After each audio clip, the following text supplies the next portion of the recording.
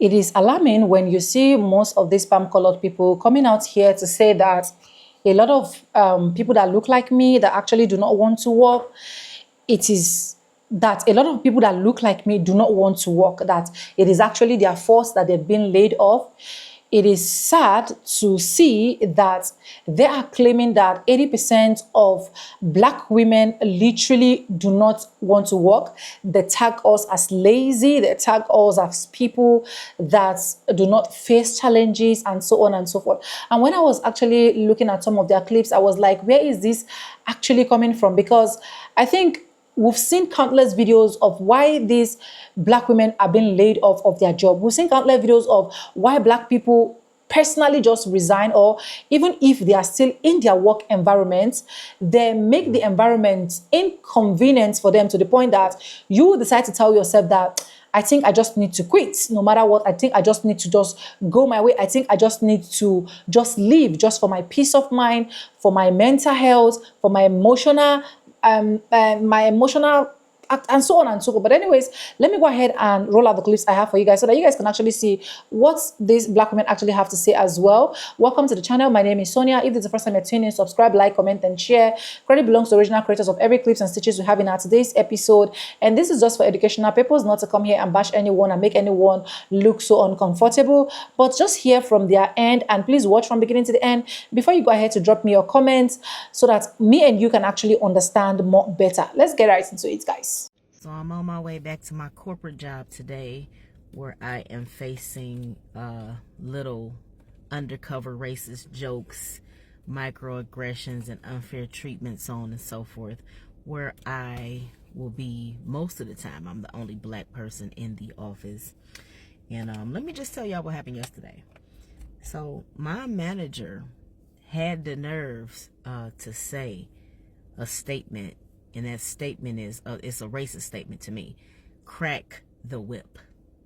She had the nerves to say crack the whip after we have had several meetings with HR about words exchange we had, and me confronting her about making racial comments and jokes.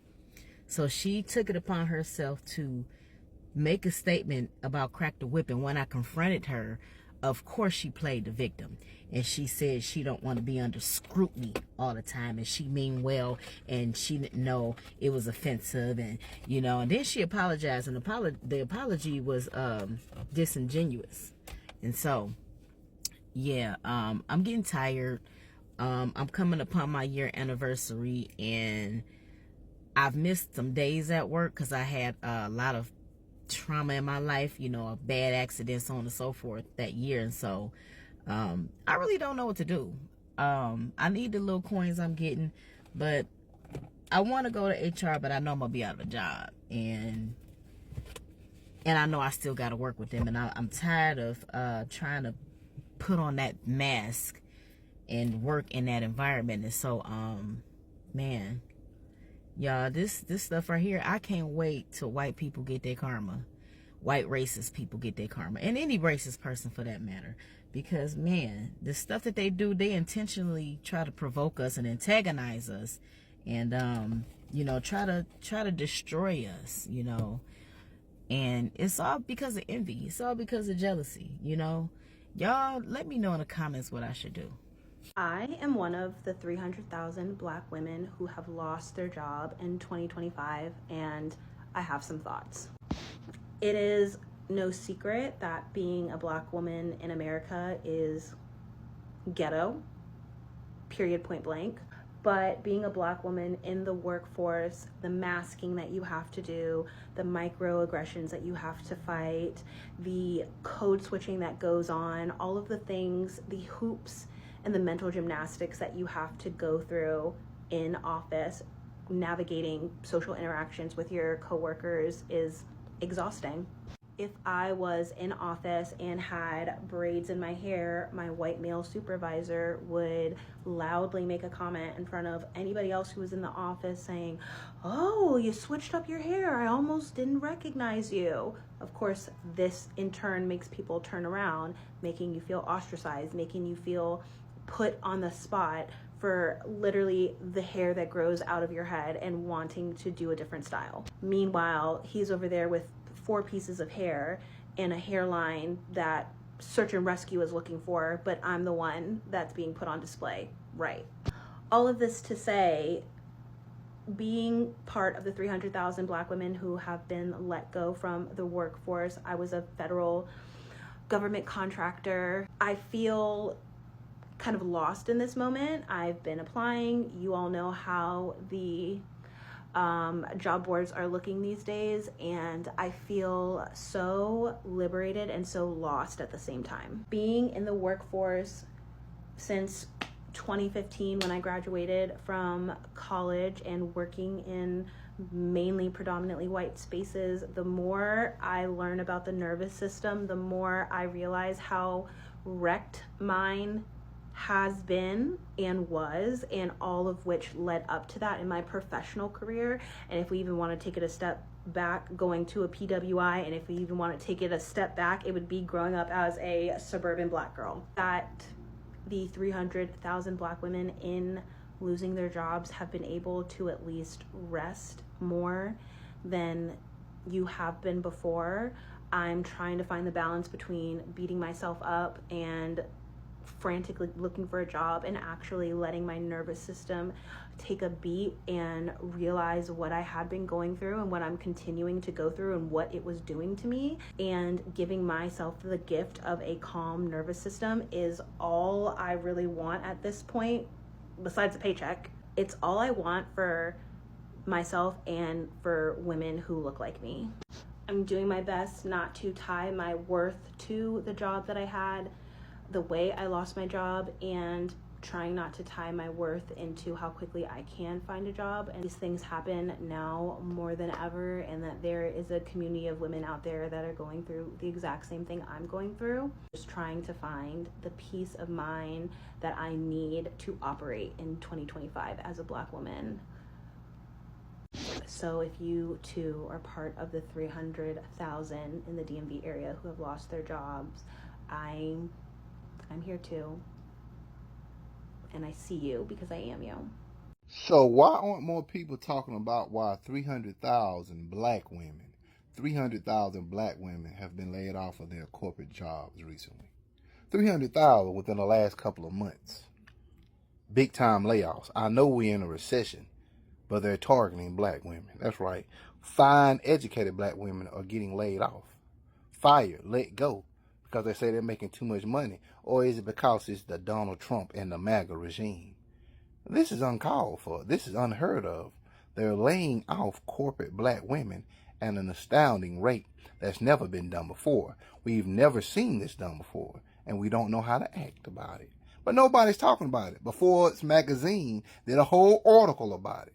Now, it's nowhere on social media. It's nowhere on the big media sites. Why? Because they don't care about our beautiful Black women. They're being laid off at astronomical numbers in the corporate world because these men are scared of them.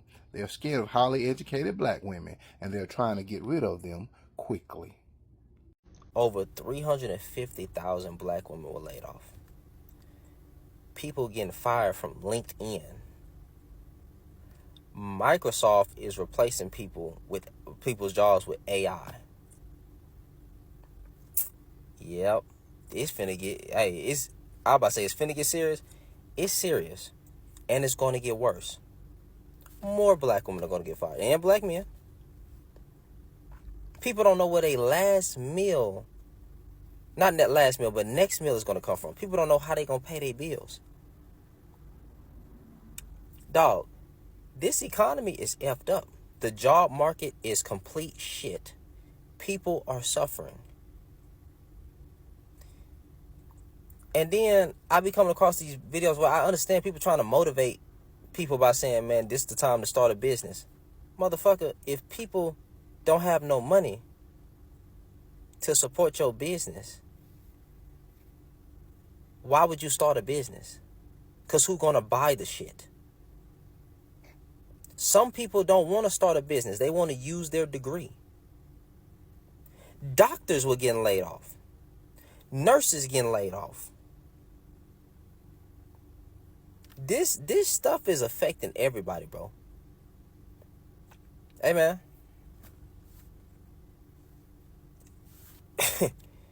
If you don't believe in Jesus,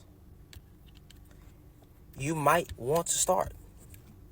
You might want to throw up a prayer, because it's going to get worse. Listen, it's going to get worse. It is a darn shame that in today's times, you need at least 5 sources of income just to make ends meet, bro. I'll be praying for everybody. Keep your head up. But I'm just letting you know the truth. Shit ain't gonna never be the way it was. Sorry for cursing. Things ain't gonna never be the way it was, bro. There will be no course correction. There will be no course correction. I think the best thing people could do, bro, is try to save as much money they can and leave. That's my opinion. And also, just to throw this out there, bear with me. Since everything's so messed up anyway, why doesn't the collective group of Americans just sit down for a week? If 51% of the American population just decided that they wasn't going to go to work for a week, bro, I guarantee all the problems that you have will be fixed overnight. They'll figure it out. It's up to the American people to put the pressure on the government. It's up to the American people, bro. Might want to try something. If there was ever a time to be revolutionary, might want to start now. Howdy. So I am Taylor Williams. I'm a researcher, a doctoral candidate studying Black women's business outcomes, and I'm currently querying a book about Black women's pay inequity to major literary agents. Anyway, so there has been a lot of discourse on the internet about Black women. So 300,000 women have lost their jobs or have left corporate America within the last 3 months. And so a big sector of that is women who were working in DEI and also women who were working like at the Department of Education. So Donald Trump's revamping of the Department of Education and just education in general, and also DEI, is one of the big factors of what's led us to this. Another thing that I have been seeing is a trend over pretty much since COVID of Black women leaving their jobs just because they just don't want to be a part of the corporate train wheel and the microaggressions. And I am one of those women. I left my job in corporate America to write a book and to finish my doctorate.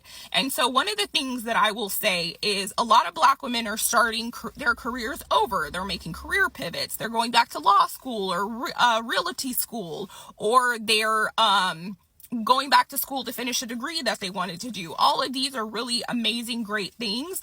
Also, a lot of Black women are just working for here and now jobs just to make ends meet. So Black women right now, I know our unemployment rate is at 6%, which is the highest in the country, but also be very, very kind to yourself, because I am one of those people that I'm like doing homework and writing, and I'm like, I don't know what I'm doing with my life. My parents told me to go to college, get a government job, and mind my business. Now you want to be a New York Times bestselling author. But one of the big things that I will say is there's a terminology called the Red Queen's race, which basically means you're running just as hard to stay in place.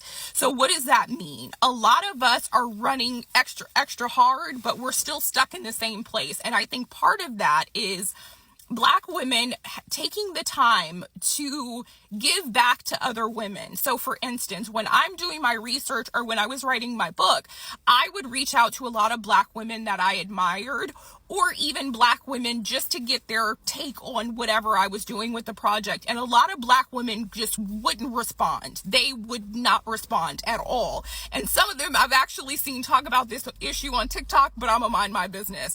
So what I want to see happen is, if you're a Black woman and you want to write a book, email an author that you admire. If I want to write in Essence magazine, I emailed one of the editors of Essence magazine just to be like, hey, oh, I'm really inspired by your work. Take the time to reach out to people, and Black women who are in those spaces that other Black women want to get into. It takes 5 minutes to respond to an email. We're all going through a tough time here in America, but particularly as Black women, and you never know what a 5-minute response to an email could do for somebody and could really make a difference. So there are my 2 cents. Bye.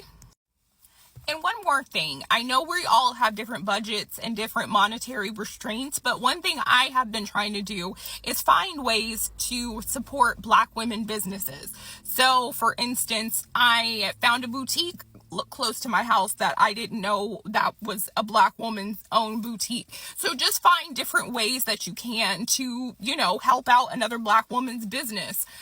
We have a lot of buying power as Black women, and so I just wanted to say that as well. Reach out and connect with people in genuine ways and reach back and help somebody, but also find ways that you can to support other Black women's businesses. All right, bye. I'm extremely overstimulated, and you want to know why? Because when DEI was cut, everybody's making this uproar about, hey, it was only YT women who benefited from DEI, so it does not matter. Yes, that is true. But you want to know who actually lost their jobs? Black women. Even though white women were onboarded through DEI programs, taking away DEI, they targeted Black women. Why? Because now Black women are the most educated. Hundreds of thousands of Black women have lost their job since the beginning of this year. And I just don't feel like people are making that much of a big deal about it. Then, all of this Obama talk and that interview of him popping up out of nowhere, now all of a sudden Caroline Levitt, or whatever her name is a journalist asked the question like, oh, does Donald J. Trump want to arrest Obama? And she's like, oh yeah, well, anybody who does a crime needs to serve their time. But I'm guessing that excludes Donald J. Trump. Like, people keep on, acting delusional, like they are not targeting certain individuals. And although there are ones and twosies of, other people that are affected, it has a larger impact on us. And that's why it blows me, and it just freaking puts my head on fire when y'all see these type of things about Obama or Jasmine Crockett, and y'all just go to tear them down just like everybody else. Nobody is perfect, but y'all have no unity whatsoever. And I don't know if it's just my algorithm, because I just keep on seeing the bad stuff. I need to be on the side of the side where people are actually understanding what's going on and taking it serious and not being fooled. I literally stopped getting on here talking about this stuff because it's just too much going on. But that's exactly what they want. They want us to be overstimulated. They want us to be overwhelmed and mentally drained from everything just coming at us so fast from many different ways, while also covering up these Epstein files, while the people in Gaza are starving and at the last stage of life. And it's so crazy because everybody was so happy when he was getting cool with Russia, getting cool with Kim Jong-un and North Korea, whatever. But I took an elective in undergrad that told me all about Russian history. And I was in South Korea, so I know a bit about North Korea. That was never a good thing, and I felt it deep in my soul. That man basically had mentors. They taught him the game even more, along with the Heritage Foundation, along with all those other people who in on it. And I really thought that, no, that can't happen. We can't get here. That will never happen. And look at where we are. It has come so far that I hope y'all are ready for whatever. That's what I will say. Anyways, welcome back, guys, and thank you so much for watching. And those are the clips I actually have for you guys. And you can see from different perspectives, everybody have one or two things that's actually facing. The worst thing you can actually do to me is be a high racial profile person to me, bringing out the demonic racism inside of you and still pretend to claim the victim. That is one of the most saddest things that can happen to any Black person. But anyways, let me go into my research and read some of the things I have in my research, because I have to go into a deep research to really know what is the main problem. Because after all of this, why are they still saying or tagging Black women as being lazy, or tagging Black women or Black men as people that do not want to do anything?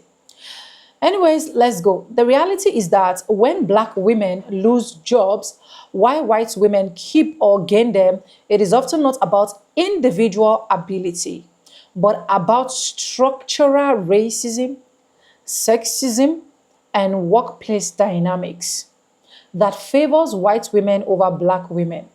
Here are some key reasons that happen. One, racial and gender bias in hiring and firing. Employers often view black women as less professional due to their stereotype around hair, speech, or attitude. Angry black women stereotype. White women are often perceived as safer or more palatable in predominantly white workplace. When layoff happens, black women may be the first because they are seen as less cultural fitting. And this is exactly because a lot of us already know that they have this same thing called white privilege when it comes to every single place they actually see themselves. Despite the fact that these people will still come out here and tell us that what you're saying is not correct. How dare you even say I have white privilege? I'm not born with it. I'm not created with it. But it is showing in our day-to-day activities that this is actually what is happening. Anyways, let's continue. The second one is glass ceiling versus concrete ceiling. White women face sexism but benefit from white privilege, so they are more likely to be promoted or retained. Fact. Black women face both sexism and racism, while some call the double blind.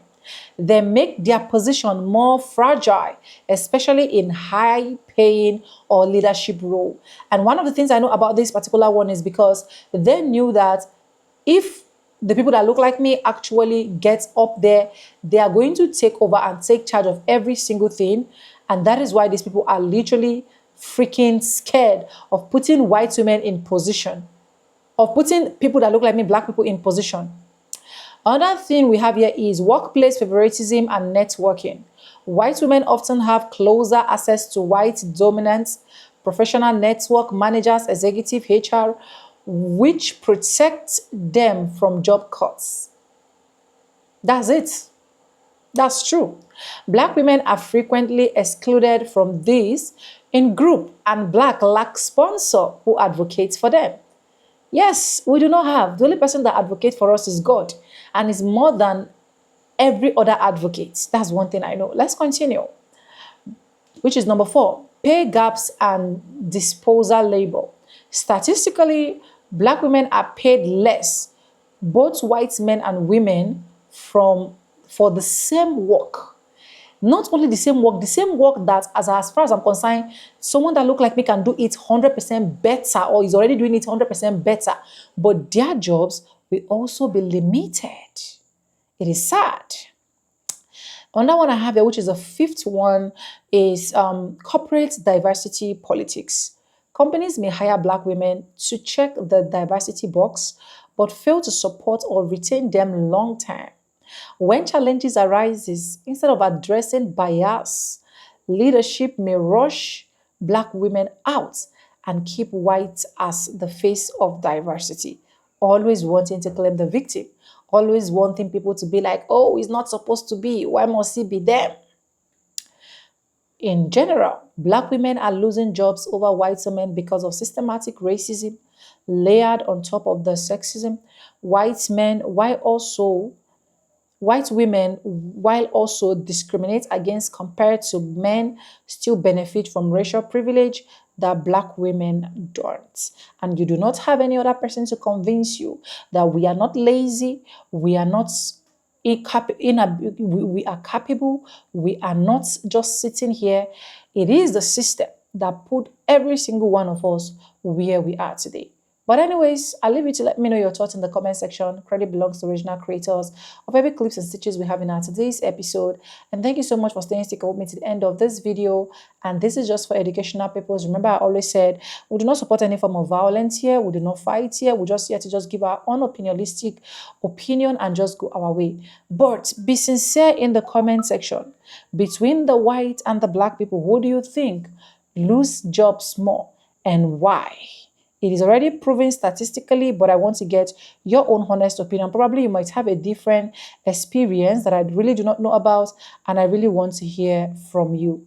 Anyway, subscribe, like, comment, and share. And yes, with no further ado, I do add like I say in my videos. I'm going to be Simba, and I'll see you guys in my next one. And for now, bye guys. I love you guys. Mwah.